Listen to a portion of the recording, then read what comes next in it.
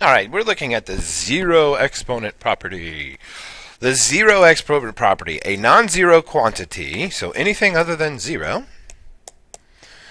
Let me get my pen. Anything other than 0 raised to the 0 power is equal to 1. So let's just say negative 144 raised to the 0 power is equal to 1. All right, so a non-zero quantity, here's a non-zero quantity raised to the 0 power is equal to 1. We could say x times y plus 50. This raised to the 0 power is 1. So anything we have in here raised to the 0 is going to be 1. So just as long as it's not 0 in the middle, but we're not going to give you 0 raised to the 0 power because in general we don't know what that is. It's one of those undefined ones. Okay, here we're looking at a negative exponent property. A non-zero base, everything's going to be non-zero, isn't it?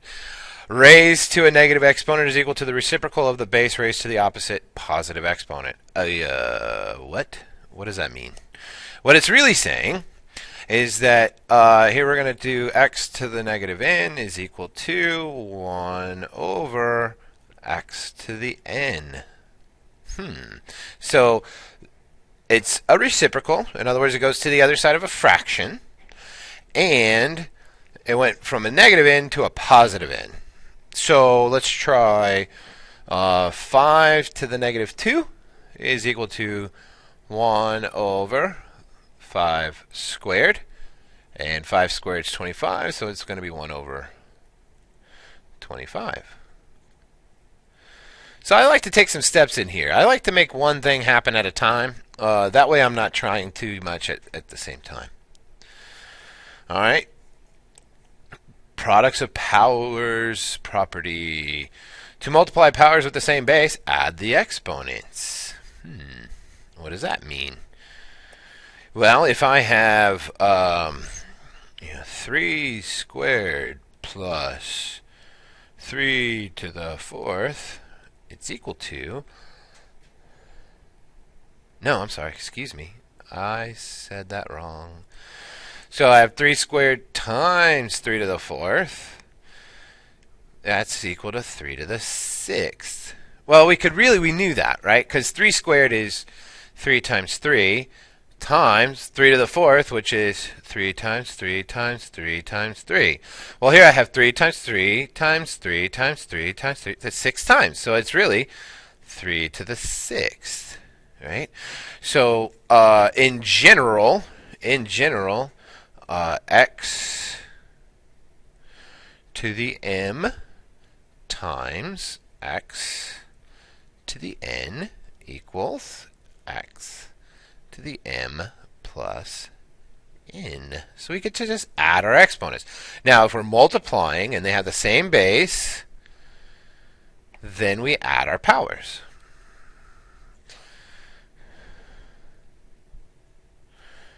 Okay, here.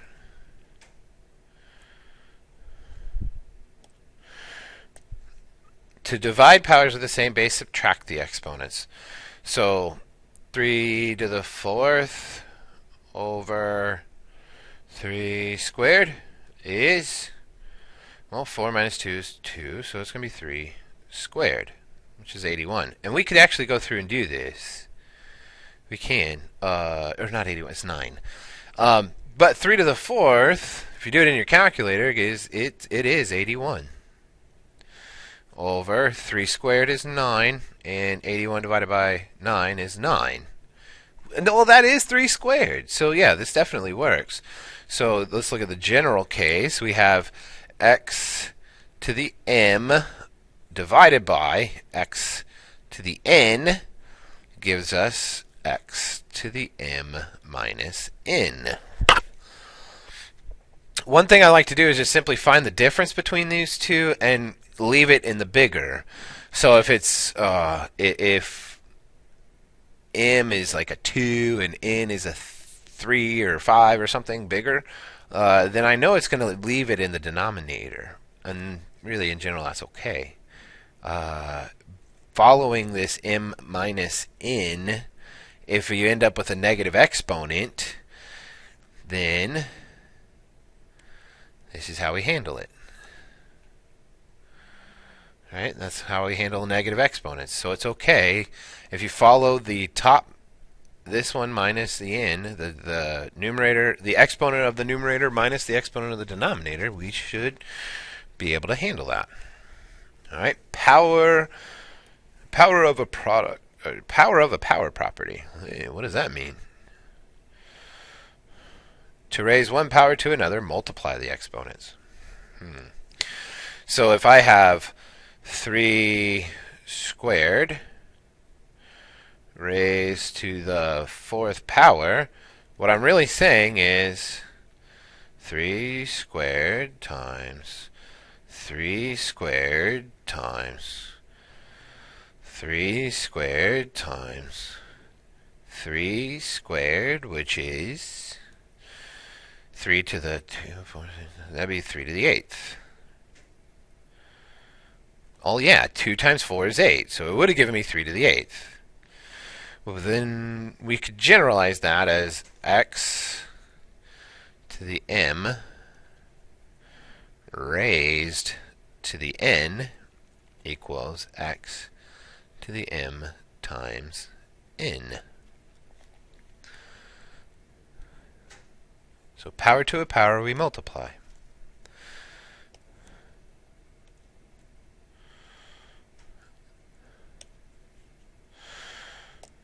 Power of a product property. To find a power of a product, apply the exponent to each factor. So let's say I have 3 times 2, and I'm going to square this. Well, PEMDAS says this is 3 times 2 is 6. You know, parentheses first, and then exponents, and 6 squared is 36. But since it's multiplication, product is multiplication. Since this is multiplication, I could say that this is 3 squared times 2 squared, which is 9 times 4. And 9 times 4, what do you bet? 36. Woo! So, in general, if I have x times y, all raised to the mth power, then it's equal to x to the n times y to the n. Yeah, so that's our general statement here. And I'm trying to make general statements so that you can have something to revert back to. Power of a quotient property. To find the power of a quotient, apply the exponent to the numerator and denominator. So if I have 3 halves and I square it, then that's the same thing as saying 3 halves times 3 halves. And we multiply fractions across the top and across the bottom, so I'd end up with 9 fourths. Or I could have skipped all that and just said 3 squared divided by 2 squared is 9 fourths. So this one is another one of those that we could really piece together by just going back to what does it mean to be an exponent. So for this, for the general form, I'd say x over y. If this whole thing is being raised to the nth power, then I'm going to have x to the n divided by y to the n. And really, I don't want you to think of this as distribution. Think of this more as applying the exponent, because distribution implies that you're doing some sort of an multiplication to a binomial. And in these instances, inside the parentheses, this is a monomial. That's a monomial right here. And here, this is a monomial. 3 times 2 is a monomial. X times y, that is a monomial. That's a single term. That's just one.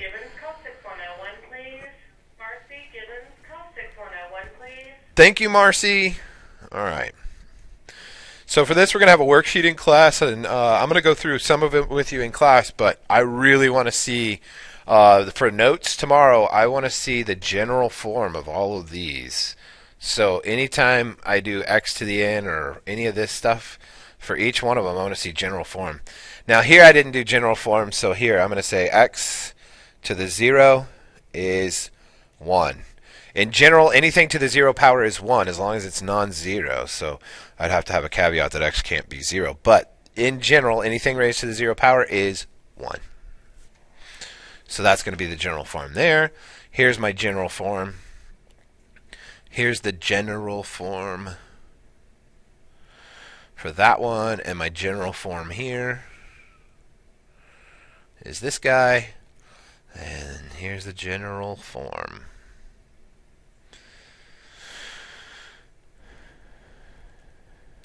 And my general form is this one here. So these are the ones I really want to see on your worksheet. May be helpful to write down all of these properties in a separate sheet just so you have them and you have them collected. But using them on your notes, that's just fine. But these are very important properties, and they're very important, and they interact with each other in really wonderful ways, and I can't wait to explore that with you tomorrow in class.